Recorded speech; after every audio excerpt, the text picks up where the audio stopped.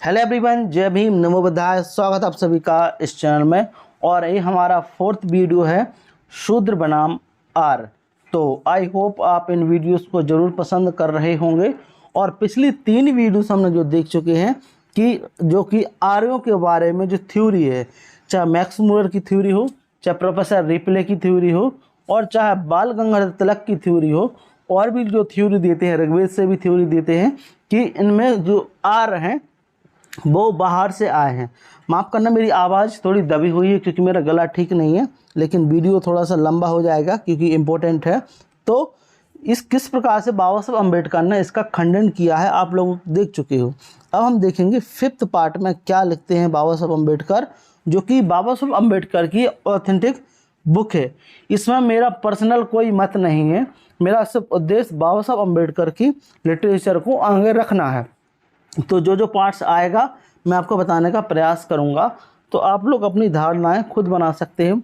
और जो भी आप पॉजिटिव या नेगेटिव कोई किसी प्रकार का कमेंट करना चाहें तो आप कर सकते हैं, लेकिन वीडियो पूरी देखने के बाद तर्कों के साथ में, ताकि मैं भी कुछ सीख सकूं आप लोगों से। स्टार्ट करते हैं। तो कहना ना होगा कि पाश्चात्य लेखकों ने आर्य प्रजाति का जो सिद्धांत दिया है वह हर तरह से धराशायी हो गया है। यह अपने आप में आश्चर्यजनक है, क्योंकि पाश्चात्य विद्वता को आमतौर पर गहन अनुसंधान और सतर्क विश्लेषण से जोड़कर देखा जाता है। यह सिद्धांत क्यों विफल हो गया, इसके कारणों का ज्ञान महत्वपूर्ण है।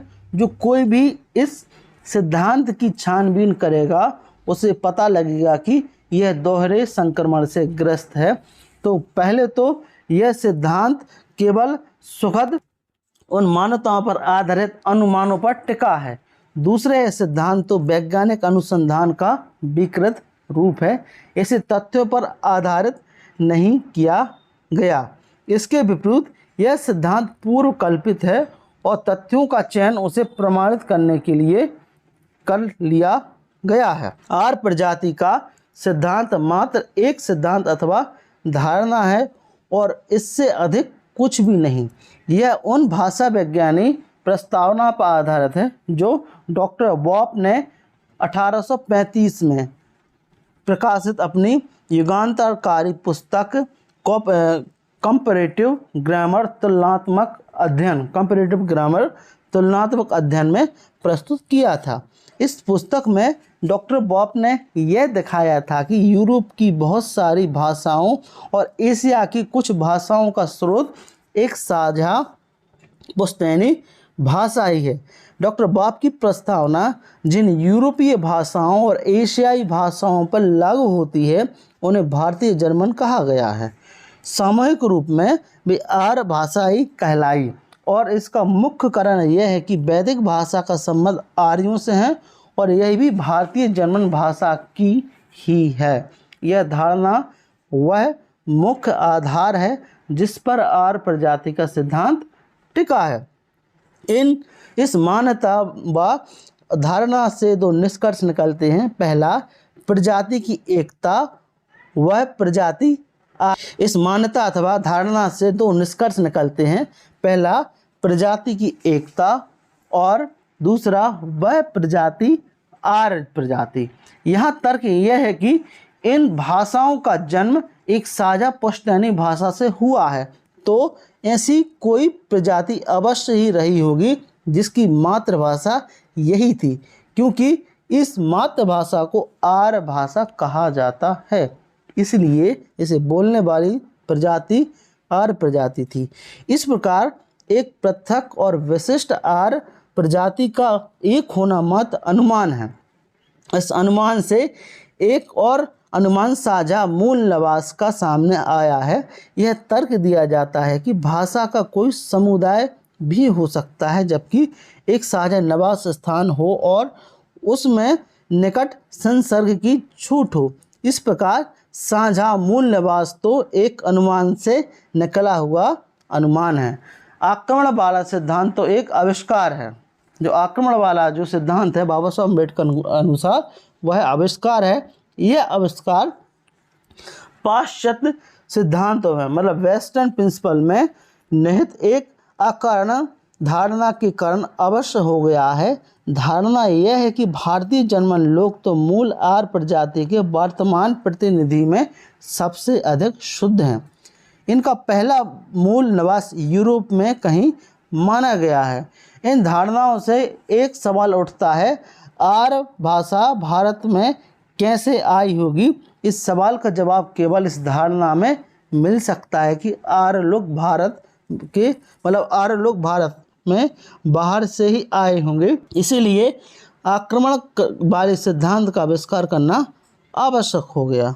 तीसरी धारणा, धारणा की बात कर रहे हैं। तीसरी धारणा यह है, अभी तथ्य नहीं है, यह है कि आर्य लोगों की प्रजाति श्रेष्ठ थी। इस सिद्धांत के मूल में यह विश्वास है कि आर्य लोग यूरोपीय प्रजाति के हैं और एक यूरोपीय प्रजाति होने के नाते यह एशियाई प्रजातियों से तो श्रेष्ठ होगी। इसकी श्रेष्ठता की धारणा बना लेने के बाद अगला तार्किक कदम यह हो जाता है कि श्रेष्ठता के तथ्य को प्रमाणित किया जाए। पाश्चात्य लेखकों को यह पता था कि आर्य प्रजाति की श्रेष्ठता प्रमाणित करने का सबसे अच्छा आधार है मूल स्वदेशी प्रजातियों पर आक्रमण और जीत। इसलिए उन्होंने आर्यों द्वारा भारत पर आक्रमण और दासों तथा दस्युओं पर विजय की कहानी को आविष्कृत किया। चौथी धारणा, अब फोर्थ जो धारणा है क्या है कि यूरोपीय प्रजातियां गोरी थी और काली प्रजातियों विरुद्ध पूर्वाग्रह से ग्रस्त थी। आर्य क्योंकि यूरोपीय प्रजाति के थे इसलिए यह मान लिया गया कि उनमें रंग को लेकर तो पूर्वाग्रह रहा ही होगा। इस सिद्धांत में रंग संबंधी पूर्वाग्रह के प्रमाण ढूंढने के लिए भारत में आने वाले आर्यों का उदाहरण ले लिया है। चातुर्वर्ण में मिल गए। इस संस्था की स्थापना आर्यों ने भारत में आने के बाद की थी और जिसका आधार इन विद्वानों के अनुसार वर्ण है। इनका अर्थ वे रंग लगाते हैं। इनमें एक और धारणा की पुष्टि के लिए तथ्य नहीं है, जो तथ्य नहीं है, आर्य प्रजाति संबंधी कथन को ही ले लें।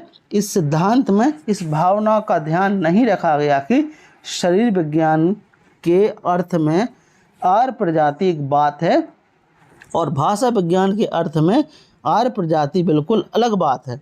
और यह पूरे तौर पर संभव है कि यदि कोई आर्य प्रजाति और तो शरीर है तो शरीर विज्ञान के अर्थ में उसका निवास किसी एक स्थान में हो और भाषा विज्ञान के अर्थ में उस आर्य प्रजाति का निवास किसी बिल्कुल अलग स्थान में हो।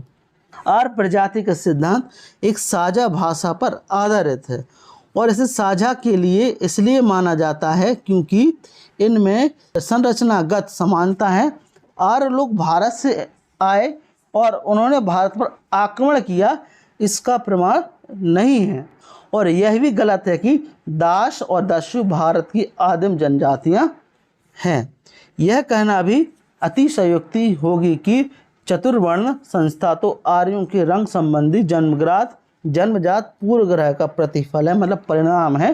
यदि रंग ही वर्ण भेद का मूल है तो फिर चातुर्वर्ण के विभिन्न 4 वर्णों अथवा वर्णों के लिए 4 विभिन्न रंग भी होने चाहिए थी।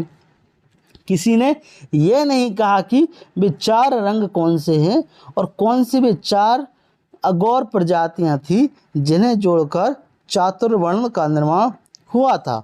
वस्तुतः ये सिद्धांत केवल 2 विरोधी लोगों आर्यों दासों से शुरू होता है, जिसमें एक को गोरा माना गया है, दूसरे को काला।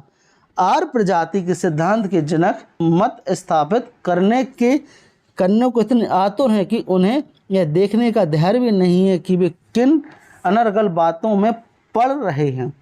वे जो कुछ सिद्ध करना चाहते हैं उसे सिद्ध करने का अभियान पर निकल पड़ते हैं और वेदों से ऐसे साक्ष्यों को लेने की में संकोच नहीं करते जो उनके विचार में उनके काम के हैं।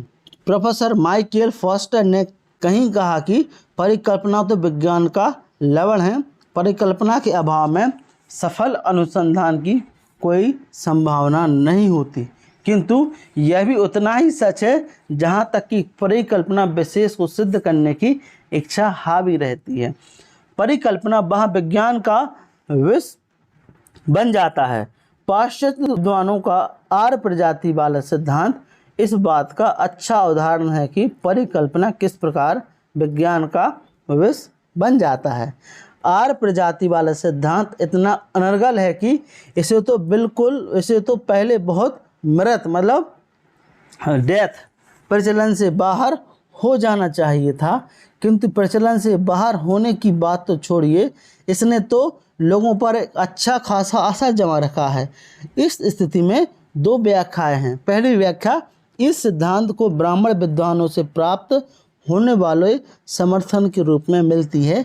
यह अत्यंत विचित्र स्थिति है। हिंदू होने के नाते आमतौर पर उन्हें तो आर्य सिद्धांत को नापसंद करना चाहिए था, जो एशियाई प्रजातियों पर यूरोपीय प्रजातियों की श्रेष्ठता का दम भरता है। किंतु ब्राह्मण विद्वान में ऐसी अरुचि तो ही नहीं, बल्कि वह तो तत्परता से इसका जय जयकार करता है। इसके कारण भी स्पष्ट है कि ब्राह्मण द्विराष्ट्र सिद्धांत में विश्वास करता है, वह आर्य जाति का प्रतिनिधित्व होने का दावा करता है और शेष हिंदुओं को अनार्य की संतान मानता है। इस सिद्धांत से तो उसे यूरोपीय प्रजातियों के साथ अपनी नातेदारी प्रमाणित करने और उसकी तरह अपना दंभ और अपनी श्रेष्ठता जताने में मदद मिलती है। जो इस सिद्धांत का वह हिस्सा विशेष अच्छा लगता है जिसमें आर्य प्रजाति को अनार्य आदिम प्रजातियों का विजेता और आक्रमणकारी बताया गया है, क्योंकि इससे उसे गैर ब्राह्मणों पर अपना आधिपत्य बनाए रखने और उसे उचित ठहराने में मदद मिलती है। आर्य प्रजाति वाला सिद्धांत प्रचलन से बाहर क्यों नहीं हुआ, इसकी दूसरी व्याख्या यूरोपीय विद्वानों के इस आम आग्रह में मिलती है। वर्ण शब्द का अर्थ रंग होता है और अधिकांश ब्राह्मण विद्वान इसे मत को स्वीकार करते हैं। सच में आर्य सिद्धांत का मूल आधार यही है। इसमें कोई संदेह नहीं है कि जब तक वर्ण की वह व्याख्या स्वीकार की जाती रहेगी तब तक आर्य सिद्धांत जीवित प्रचलन में रहेगा। इसलिए आर्य सिद्धांत का यह हिस्सा अत्यंत महत्वपूर्ण है और इसकी और भी ढंग से छानबीन होनी चाहिए। इसमें तीन भिन्न भिन्न दृष्टिकोण की जांच होनी चाहिए। पहला क्या है, यूरोपीय प्रजातियां गोरी थीं अथवा काली। दूसरी, क्या भारतीय आर्य गोरे थे और वर्ण शब्द का मूल अर्थ क्या। प्राचीनतम यूरोप वासियों की प्रश्न पर प्रोफेसर रिपले का निश्चित मत है कि वे काले रंग के थे। प्रोफेसर रिपले आगे कहते हैं, हमने अभी तक जो छानबीन की है उससे विभिन्न तथ्यों से हमारी यह धारणा बलती है कि प्राचीनतम यूरोपवासी केवल से लंबे वाले ही नहीं थे, काले भी थे। हम दक्षिणी फ्रांस में जीवित क्रोमैग्नॉन किस्म की प्रागैतिहासिक प्राचीनता को प्रमाणित कर चुके हैं और हमने देखा है कि इन किसानों में काले केशों और आँखों का पाया जाना एक असाधारण बात है। और ब्रिटिश आइल्स में प्रजाति की किस्मों की तुलना करते हुए हमने देखा कि हर तथ्य से यही बात सामने आती है कि वेल्स, आयरलैंड और स्कॉटलैंड के पिंगल्स केसी लोग ब्रिटेन की जनसंख्या के सबसे आदिम स्तर के थे और गारफानगना ने उस विचित्र स्थल में भी जहां उत्तरी इटली की प्राचीन लिंगुरियन जनसंख्या के जीवित होने का संकेत मिलता है, वहाँ के लोग भी काले थे।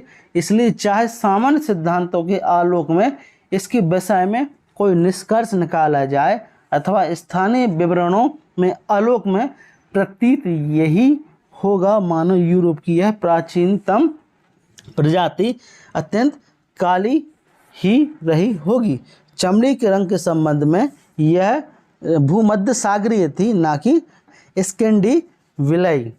आर्यों में रंग को लेकर क्या कोई पूर्वाग्रह था? इसके जवाब के लिए यदि हम वेदों में जाना चाहें तो ऋग्वेद के निम्नलिखित अंशों का उल्लेख कर सकते हैं। अब देखते हैं ऋग्वेद में 1:17 में क्या लिखा है? अश्वनी कुमारों का उल्लेख है जिन्हें श्याप ऋषि का विवाह रुषिति से करवाया। श्याप काले थे और रुषति गोरी। ऋग्वेद की देख लो 1 में 117:5 में अश्विन कुमारों द्वारा वंदना ऋषि को बचाने का उल्लेख है जिन्हें स्वर्णिम रंग का बताया गया। ऋग्वेद 2 मतलब 3.9 में एक आर्यों द्वारा देवों का आह्वान है कि वे उसे कतिपय गुणों वाला पुत्र दे, किंतु वह स्वर्ण के समान उज्ज्वल रंग वाला होना चाहिए। इन उदाहरणों से स्पष्ट होता है कि वैदिक आर्यों में रंग को लेकर कोई पूर्वाग्रह नहीं था, और होता भी कैसे? वैदिक आर्य एक रंग के ही नहीं थे, उनका रंग अलग अलग था। कुछ ताम्र रंग के थे, कुछ श्वेत, कुछ श्याम। दशरथ पुत्र राम को श्याम अर्थात काले रंग का कहा गया। एक और आर्य कुल यदुवंशी कृष्ण भी थे। ऋग्वेद के अनेक मंत्रों के रचयिता दीर्घतमस ऋषि का यह नाम यदि उनके रंग के काले रंग पड़ गया था। कण्व एक अति प्रतिष्ठित ऋषि थे, किंतु ऋग्वेद 10, 31 और 11 में दिए वर्णनानुसार वह काले रंग के थे। अब हम तीसरी और अंतिम अर्थात वर्ण शब्द के अर्थ पर आते हैं। पहले तो हम यह देखते हैं कि ऋग्वेद में इसका प्रयोग किस अर्थ में हुआ है।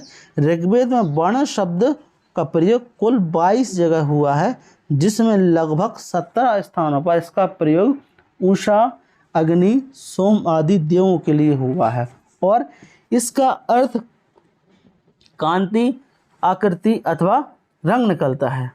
यहाँ इस शब्द का प्रयोग क्योंकि देवों के संबंध में हुआ, इसलिए निश्चित करना निरापद नहीं होगा कि मनुष्यों के संबंध में इस शब्द का प्रयोग ऋग्वेद में किस अर्थ में हुआ। ऋग्वेद में 4 और अधिकतम 5 स्थान ऐसे हैं जहाँ इस शब्द का प्रयोग मनुष्यों के लिए हुआ है। ये है पहला 1 का 104.2, सेकंड का 1 का 179.6, दूसरा 2 का तीसरा मतलब 2 का इसमें जो अध्याय होगा 12.4, चौथा का तीसरा 34.5 और मतलब 34 का 5वां जो होगा अध्याय वगैरह, और 9 का 71.2। क्या इन अंशों से यह प्रमाणित होता है कि ऋग्वेद में वर्ण शब्द का प्रयोग रंग और स्वाभाविक रंग स्वरूप के लिए हुआ है। ऋग्वेद 3:34-5 अर्थ में अनिश्चितता इसमें कहा गया है कि चमकीले रंग को बढ़ाया, जिसके 2 अर्थ निकाले जा सकते हैं। इसका एक अर्थ तो यह हो सकता है कि इंद्र ने ऊषा से उस प्रकार विकिरण करवाया और इस प्रकार चमकीले रंग को बढ़ाया, अथवा यह भी अर्थ निकल सकता है कि मंत्र रचयिता क्योंकि श्वेत रंग का था, इसलिए उसके अर्थात चमकीले रंग के लोग बढ़े। दूसरा अर्थ इसका इस कारण से अत्यंत असहज होगा कि चमकीले अथवा श्वेत रंग बढ़ाना प्रभाव है और ऊषा का प्रकाशन कारण है। ऋग्वेद 9 71.2 में जो असुर वर्ण छोड़ने का उल्लेख है, उसे यदि सूक्त के अन्य छंदों में आलोक में पढ़ा जाए तो इसका अर्थ स्पष्ट नहीं होता है। यह सूक्त सोम पाप मान के संबंध में है। इसे ध्यान में रखते हुए असुर वर्ण तो सोम का वर्णन ही समझा जाएगा। यहाँ वर्ण शब्द का प्रयोग रूप के लिए हुआ है। छंद के दूसरे भाग में कहा गया है वह अपने श्याम अथवा काले आवरण को फेंक देते और चमकीला आवरण धारण करते हैं। इससे ये स्पष्ट हो जाता है कि कवर्ण का प्रयोग अंधकार को इंगित करता है। ऋग्वेद 1 179.6 इस संदर्भ में अत्यंत सहायक है। छंद में यह स्पष्ट होता है कि ऋषि अगस्त ने प्रजा, संतान और शक्ति की प्राप्ति के लिए लोम मुद्रा से सहवास किया और यह कहा गया कि इसके फलस्वरूप 2 वर्ण संपन्न हुए। इस छंद से यह स्पष्ट नहीं है कि छंदों में किन 2 वर्णों का उल्लेख किया गया है, हालांकि अभिप्राय आर्यों और दासों के उल्लेख से हैं। इस तरह इसमें कोई संदेह नहीं है कि इन छंदों में वर्ण का अर्थ वर्ग है, रंग नहीं। ऋग्वेद 1 104:2 और ऋग्वेद दूसरे के 12.4 ऐसे 2 छंद हैं जिनमें वर्ण शब्द का प्रयोग दास के लिए हुआ है। सवाल है, दासों के संबंध में वर्ण शब्द का क्या अर्थ है? क्या इसका संबंध दास के रंग और रंग स्वरूप से है, अथवा यह इस तत्व की ओर इंगित करता है कि दास एक अलग वर्ग के सदस्य थे? इन दोनों में कौन सा अर्थ स्पष्ट है? इस संदर्भ में किसी सकारात्मक निष्कर्ष पर पहुंचने का कोई तरीका नहीं है। ऋग्वेद का साक्ष्य किसी निष्कर्ष पर नहीं पहुंचता है, हम कह सकते हैं। इस संबंध में यह जानकारी काफ़ी सहायक सिद्ध हो सकती है कि क्या यह शब्द भारतीय ईरानियों के साहित्य में आता है, और यदि आता है तो किस अर्थ में।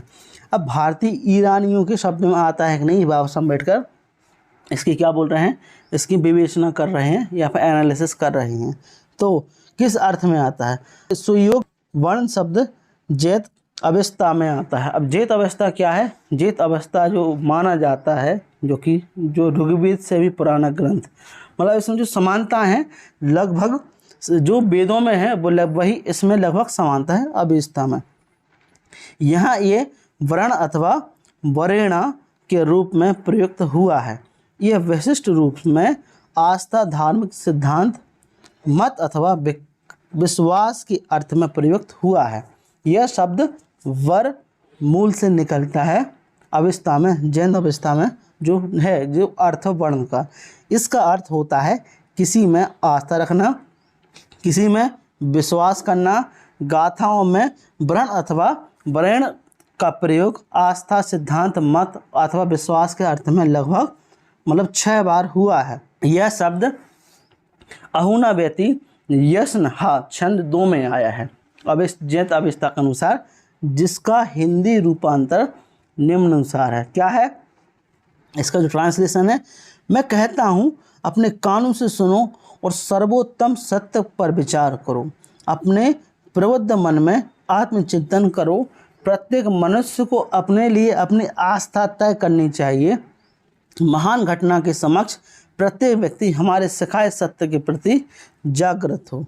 तो जो यहाँ इस प्रकार से ये यूज़ हुआ है, हम बोल सकते हैं यह गाथा का एक सर्वाधिक प्रसिद्ध पद है, जिसमें तुस्त प्रत्येक व्यक्ति के अलग अलग ये कह सकते हैं। अब ये क्या है ना, दूसरी भाषाओं में है, इसलिए इसका प्रोनाउंसिएशन उतना नहीं निकल पाएगा, इसलिए थोड़ा सा आप माफ़ करना मुझे भी। अपनी आस्था, अपने दीन को चुनते समय अपनी तर्क शक्ति और चयन की स्वतंत्रता का प्रयोग करें। यहाँ आवरेणनाओं, विचिथया शब्दों का प्रयोग हुआ है। किसका? इन शब्दों का आवरेणाओं और विचिथया हुआ, जिसमें आवरेणाओं का अर्थ होता है दीन, विश्वास, अथवा विचि और थया का अर्थ है विभेदन का, चयन का, निर्धारण का। एक अंश गाथा अहुना व्यति यसन हा 31 छंद में आया है। यहाँ वेणिंग वेणिंग शब्द का प्रयोग हुआ है। क्या? वेणिंग हुआ है, जो वेऋण का बहुवचन है, वर्ण से रिलेटेड है ना, जिसका अर्थ होता है विश्वास, दीन। छंद में जरतुष्ट ने मनुष्य की उत्पत्ति का सिद्धांत दिया है। मनुष्य की रचना पूरी हो जाने के बारे में बताने के बाद अंतिम आदि पंक्ति में जरतुष्ट कहते हैं याक्षित विश्वास मनुष्य दिए जाते हैं। यह गाथा ये सब माफ़ करना, यह अंश गाथा उस्तावैती यसन हा जो 45 छंद में मिलता है, जो एक में आया है, जिसमें वे ऋण का प्रयोग हुआ है। इस पद्य की अंतिम पंक्ति में जरतुस्त्र कहते हैं, पाप में विश्वास अथवा दुष्ट दीन के कारण दुष्ट लोग दुष्टतापूर्ण भाषा का प्रयोग करते हैं। यह गाथा उस्तव्यति या 45 छंद 2 में आया है। यहाँ भी वरेणा शब्द का प्रयोग हुआ आस्था, दीन, धर्म, विश्वास आदि के स्पष्ट अर्थ में हुआ है।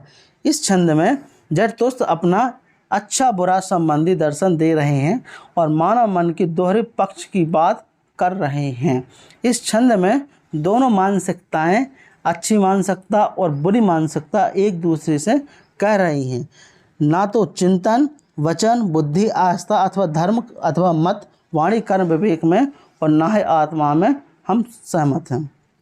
यह गाथा स्पेता मन्यु यशनहा 48:4 में आया है। यहाँ इसका प्रयोग जो वेणिंग के रूप में प्रयोग हुआ है, जिसका अर्थ धर्म, दीन होता है। मूल बेरे मतलब पारसी, अब जो पारसी भाषा होगा वेरी, गैर विधान अर्थात किसी शब्द में आया है। यह गाथा स्पेता मेन्यू यशनहा 49:3 में आई है। यहाँ प्रयोग वरेणी के रूप में हुआ है। किसका? वरेणी के रूप में हुआ है, जिसका अर्थ होता है धर्म। इसी छंद में एक और शब्द आया है थायशाई। क्या आया है? थायशाई, और इसका अर्थ भी धर्म, मत, धार्मिक विधान में होता है। इस छंद में इन दोनों शब्दों में वेणी और कितेशा संयुक्त, जो हम बोल सकते हैं आहुर कितेशा अर्थात आहुट धर्म है, और एर इस प्रकार कितेशा शब्द का धर्म मतलब अर्थ ही धर्म निकलता है। कितेशा मतलब यहाँ धर्म होगा। इस शब्द में कितेशा का पालवी के अनुवाद किश होता है, जिसका अर्थ है धर्म।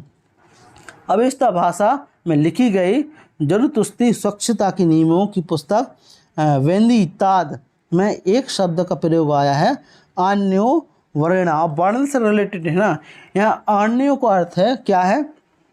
अर्थ है दूसरा, वर्ण का अर्थ है धर्म। इस प्रकार भिन्न धर्म, दीन, विश्वास वाले व्यक्ति को आन्यो वरेणा कहा गया है। इसी प्रकार वेंदी ताद आन्यो कतेशा शब्द आया है, कितेशा, और इसका अर्थ भी विभिन्न धर्म वाला व्यक्ति होता है।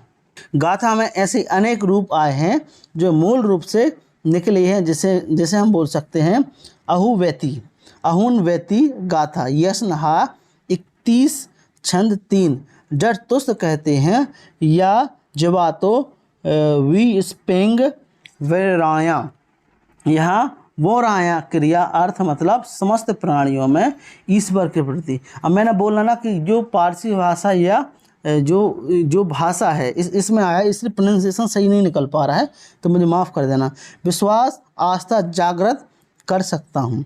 यशनहा 28 छंद 5 में इस क्रिया आई है, जैसे कि वरई मेहंदी।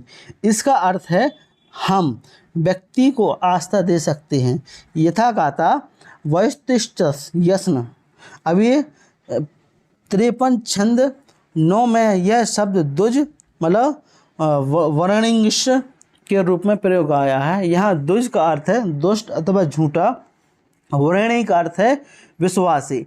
इस तरह इस शब्द का अर्थ है झूठे अथवा दुष्ट धर्म वाला व्यक्ति अथवा झूठा अथवा दुष्ट विश्वासी।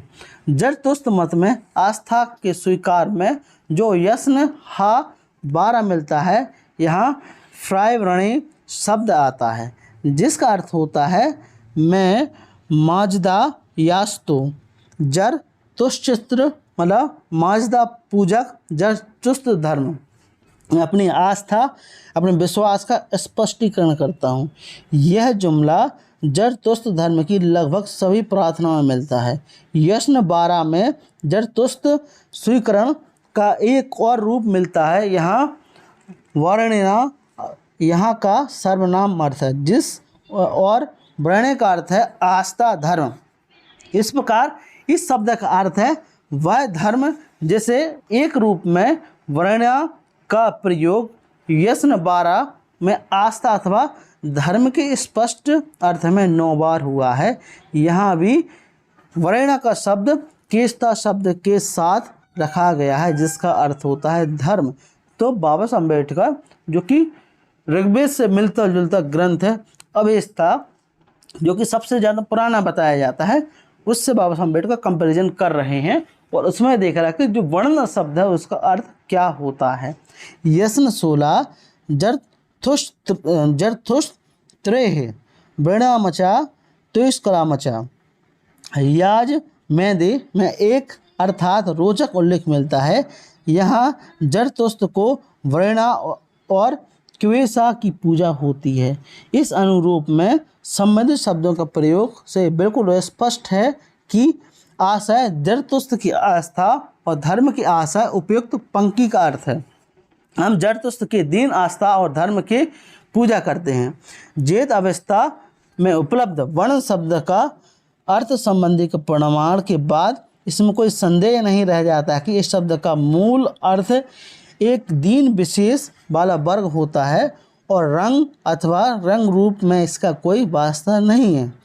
पाश्चात्य सिद्धांत की मीमांसा से जो निष्कर्ष निकलते हैं उन्हें संक्षेप में इस प्रकार प्रस्तुत किया जा सकता है। जो लास्ट है क्या है, वेद तो आर्य जैसी किसी भी प्रजाति से अनभिज्ञ है। वेदों में इसका कोई प्रमाण नहीं है कि आर्य प्रजाति भी भारत पर आक्रमण किया था और भारत के मूल निवासी माने जाने वाले दासियों और दस्युओं को अपने अधीन कर लिया था।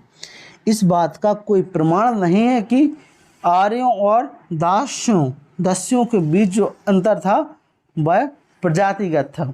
चौथा, वेद इस तर्क की पुष्टि नहीं करते कि आर्य लोग दासियों और दस्युओं के भिन्न रंग भेद थे।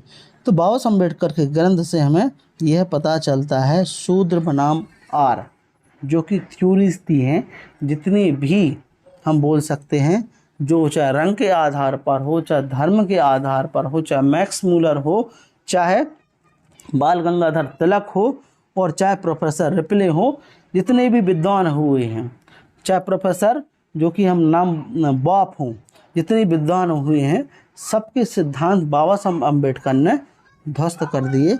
जो बोलते हैं कि आर्य मतलब इसके अनुसार जो आर्य हैं जो भारत से आए, आक्रमण किया, और जो यूरोपीय लोग थे, तो बाबा साहब अम्बेडकर एक जगह यह भी बोल रहे हैं कि जो लोग इस सिद्धांत का समर्थन कर रहे थे, ब्राह्मण लोग उस टाइम पे, तो वो दो राष्ट्र की मंशा वाले लोग थे कि वो भारत को बांटना चाहते थे। तो आपकी क्या प्रतिक्रिया है, प्लीज़ मुझे कमेंट बॉक्स में ज़रूर बताएं। पॉजिटिव नेगेटिव कमेंट सब करें, आपका स्वागत है। Thank you very much.